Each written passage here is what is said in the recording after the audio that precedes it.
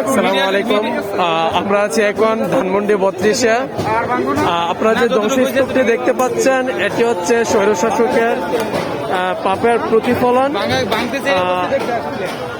এই ধ্বংসস্তূপ দেখার পরেও যারা দেখতেছেন তাদের সকলকে আমি বলতে চাই যে যারাই এই বাংলার মাটিতে বা এই পৃথিবীর মধ্যে যারা মানুষের উপর নির্যাতন, মানুষকে শোষণ করবে, মানুষকে নির্যাতিত করবে, তাদের অবশ্যই প্রতিফল পেতে হবে।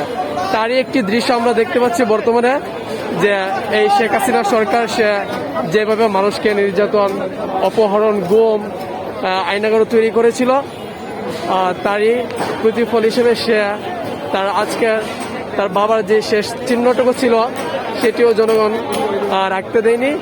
এমনইভাবে যারা দেখতেছেন আমার এই ভিডিওটা, সকলের কাছে আমার এই বার্তাটি পৌঁছে দিতে চাই যে যারা মানুষকে নির্যাতন করবে তারা অবশ্যই তার পাপের প্রতিফল পাবে।